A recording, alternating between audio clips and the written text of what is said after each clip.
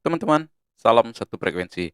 Teman-teman, dalam video kali ini saya coba akan sharing tentang sebuah buku yang menurut saya ini sangat menarik, yang ditulis oleh Parahita Irawan, Investasi Saham dalam Sebuah Ilustrasi. Nah, jadi dalam satu bagian dari buku ini ada yang namanya bagian tahapan pemilihan saham. Jadi ini semacam alur proses investasi untuk mendapatkan insight yang lebih komprehensif tentang investasi saham. Nah, jadi kira-kira, seperti yang tampil di layar Anda, ini adalah tahapan pemilihan saham atau framework yang mau coba disampaikan oleh, penulis atau Pak Prahita Irawan dengan akun, investasi jalanan. Nah, menurut saya ini sangat sederhana dan bisa kita pahami dengan mudah. Nah, jadi, tahap pertama ketika kita akan memilih sebuah saham atau berinvestasi, maka kita perlu yang namanya ide tentang saham. Nah, ide untuk investasi saham ini bisa datang dari laporan keuangan, bisa dari internet, dan lain-lain. Kemudian, masuk kita pada tahap berikutnya adalah analisis kualitatif. Nah, ini dilakukan analisa manajemen, kemudian ada nggak mode bisnis yang berada pada, emiten tersebut. Lalu kemudian setelah itu kita lanjut pada analisa kuantitatif. Nah, di sini. Nah, kuantitatif ini tentang rasio-rasio, lalu, ada operasional-operasionalnya. Jadi, kemudian kita membedah juga penjualan dan lain sebagainya, lalu berikutnya baru kita ke valuasi. Nah, valuasi ini ada beberapa metode yang bisa kita gunakan. Saya juga biasanya menggunakan ada template yang diberikan oleh Parahita Irawan melalui akun Instagramnya. Kemudian dari situ kita bisa mendapatkan gambaran bahwa sebenarnya, eee, saham ini masih harganya wajar atau terdiskon atau justru sudah lebih mahal. Lalu setelah kita dapat valuasi, barulah kemudian kita, melakukan keputusan, eee, baik itu beli, jual, simpan, atau diam saja. Nah, artinya ini juga bisa kita lakukan ketika kita sudah memegang saham tersebut atau kita ingin update kinerjanya. Selanjutnya kita lakukan review. Nah, review ini setelah kita pegang saham, kita review apakah ada perubahan fundamental yang, sifatnya mendasar dalam perusahaan tersebut atau justru ada perubahan regulasi dari pemerintah sehingga berdampak pada, eee, sentimen negatif atau bahkan ada sentimen positif di situ. Nah, lalu kembali lagi ke analisa manajemen, ini alurnya kembali lagi ke analisa manajemen. Nah, untuk mempraktekkan ini, saya akan coba kasih beberapa kalau yang saya praktekkan, dari pertama ide saham, saya pertama-tama akan melihat internet nih, atau membaca, laporan baik itu melalui analisa dari sekuritas, kemudian internet, ada berita-berita, atau mencari melalui Google News. Nah, lalu ada juga dari laporan keuangan. Nanti saya akan coba tunjukkan, karena tidak semua berita itu sebenarnya bisa membimbing kita. Ada juga yang justru akan membuat kita jauh lebih bingung. Nah, contoh di sini teman-teman, kalau kita lihat ada target IHSG, kemudian, di 7.600 misalnya di sini. Nah, ini yang pertama kita lihat pengaruh tahun politik. Nah, biasanya kalau pengaruh tahun politik ini akan banyak berperan pada sektor consumer good. Nah, jadi kita lihat teman-teman misalnya seperti yang disampaikan oleh riset dari Sinarmas Sekuritas, bahwa pemilu akan berdampak pada pasar saham. Nah, jumlah putaran ini juga berpengaruh. Semakin sedikit putaran semakin baik. Semakin lama, ini akan semakin kurang bagus. Karena memang kondisi ini, kondisi politik yang stabil juga akan membuat pasar saham bergairah. Kurang lebih seperti itu, teman-teman. Nah, kalau kita perhatikan dari berita ini, memang akan ada sektor-sektor yang diuntungkan di sini. Misalnya kalau kita lihat, ini proyeksi dari, skenario bullish dari BRI Sekuritas, Sinarmas Sekuritas, teman-teman. Kalau kita lihat, nah IHSG sendiri diproyeksi di harga 7.600. Nah, eee, kemudian ini yang skenario bullish-nya 8.000. Nah, jadi teman-teman artinya pasar cukup optimis atau beberapa analis di sekuritas ini optimis tentang pasar saham di tahun 2024. Nah, pergerakan sektornya kalau kita lihat, berpotensi, nah sektor konsumer akan bergerak positif. Nah, kemudian konsumer ini banyak. Nanti ini yang menjadi ide teman-teman. Kembali ke sini, nah ini ide yang bisa kita, eee, dapatkan dari membaca. Nah, kemudian ini tadi dari internet, kemudian yang berikutnya kita coba lihat dari laporan keuangan. Nah, kalau kita lihat dari laporan keuangan, misalnya saya coba ambil ini, annual report-nya JAPA, kalau kita perhatikan saya biasanya langsung pada, bagian analisis dan pembahasan manajemen. Nah, di sini teman-teman kalau kita lihat ini halaman 82, kita langsung ke 82 halamannya. Nah, ini dia teman-teman. Apa sih sebenarnya bisnis Java ini? Nah, jadi kalau kita perhatikan, yang ditonjolkan di sini adalah pakan. Jadi ini pakan ternak, teman-teman. Pakan ternak yang, menurut saya ini terkemuka juga. Jadi dia nomor 2 terbesar di Indonesia, Java ini. Jadi pakan ternak unggas, kemudian ada ayam, itik, dan lain sebagainya.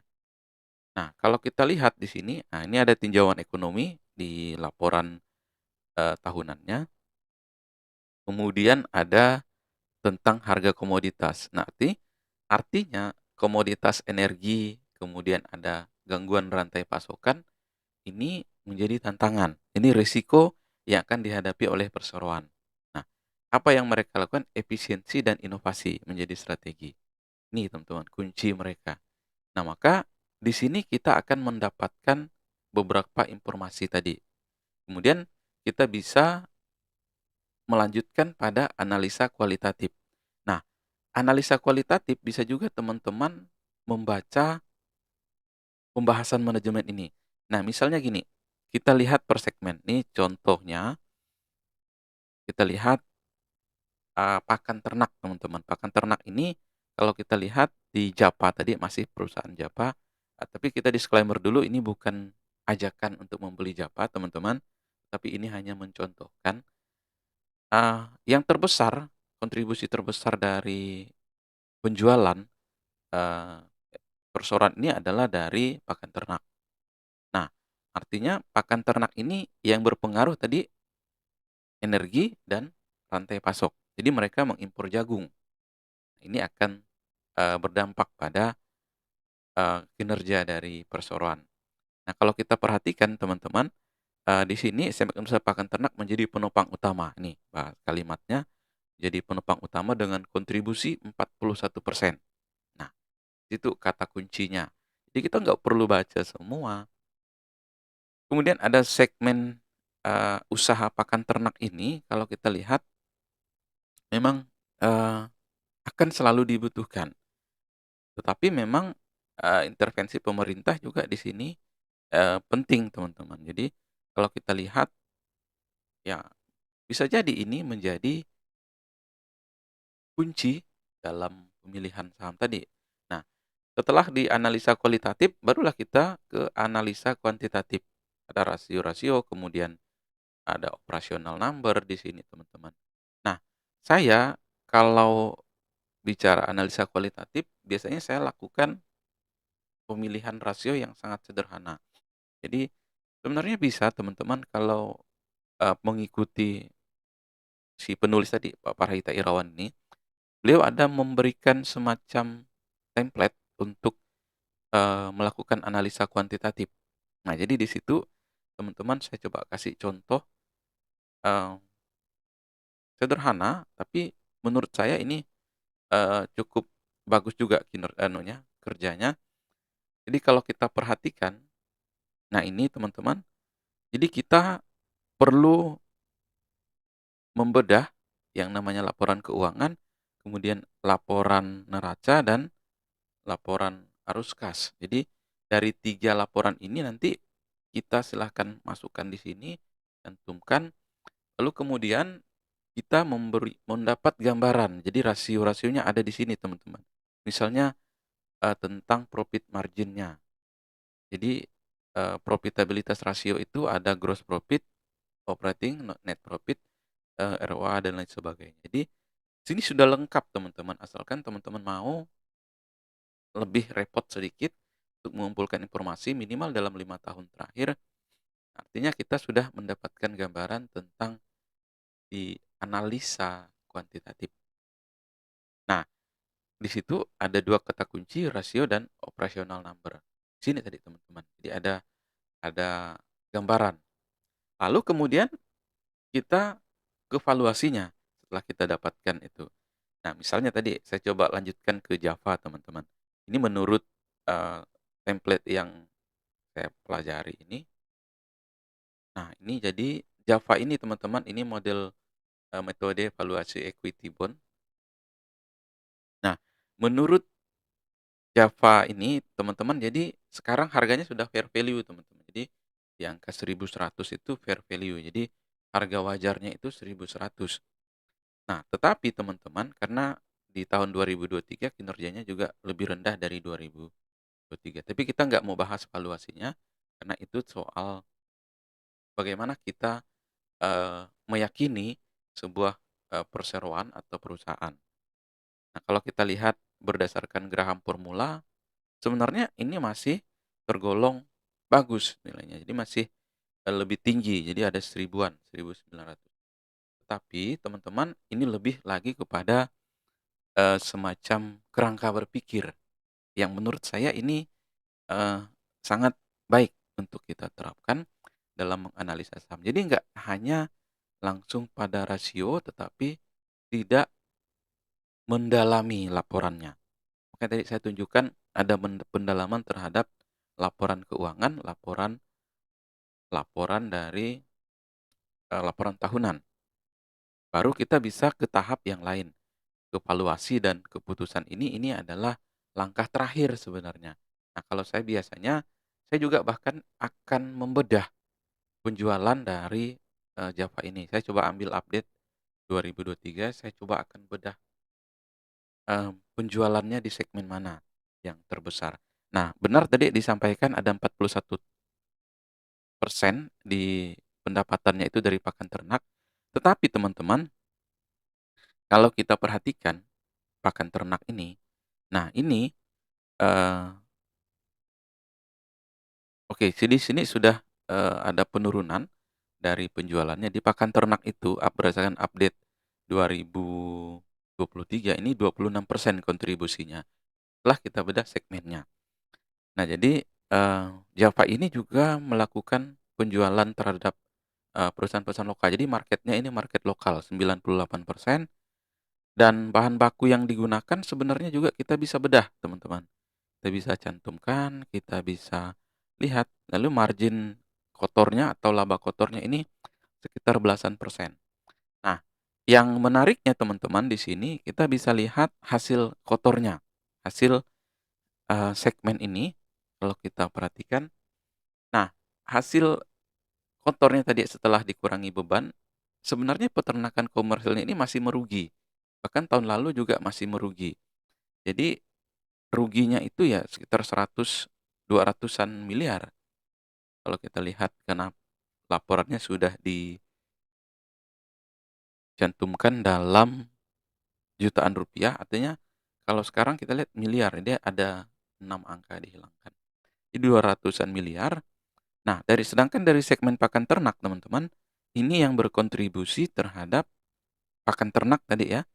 Pakan ternak ini 79% hasil dari hasil kotornya yang menyumbang 79%. Lalu di pembibitan unggas juga ada 10% kontribusi, eee, keuntungan kotornya. Nah, artinya yang rugi di sini, teman-teman, sebenarnya di peternakan. Nah, peternakan ini artinya mereka yang pelihara ayamnya, nah, dari perseroan ini. Nah, jadi teman-teman, di sini kita sebenarnya bisa mendapatkan insight baru atau story dari sebuah perseroan, sebuah perusahaan. Ketika kita membaca lebih dalam tentang laporan keuangan. Nah, teman-teman bisa lihat di catatan atas laporan keuangan misalnya, di penjualan itu ini catatan 26 dan 35. Jadi ini yang eee, teman-teman baca, akan teman-teman coba baca kembali supaya lebih yakin. Jadi tidak hanya mengandalkan rasio yang sudah ada di sekuritas. Jadi teman-teman tidak akan mendapatkan informasi yang berdasarkan segmen ini tadi pada laporan yang sudah dirangkum oleh sekuritas atau laporan keuangan saja, tapi ini lebih kepada catatan atas laporan keuangan.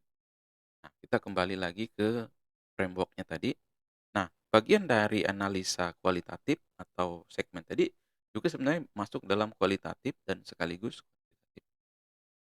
Jadi teman-teman, ini adalah semacam tahapan pemilihan saham yang bisa teman-teman pilih. Nah, jika teman-teman ingin bukunya sebenarnya, eee, bisa langsung ke akun beliau atau bisa juga melalui reseller-nya. Kebetulan saya kemarin daftar secara resmi jadi reseller, harganya sama teman-teman. Kalau pertama saya beli ini kurang dari 100.000 jadi 90-an ribu. Silahkan teman-teman nanti bisa, eee, di link deskripsi yang saya akan cantumkan.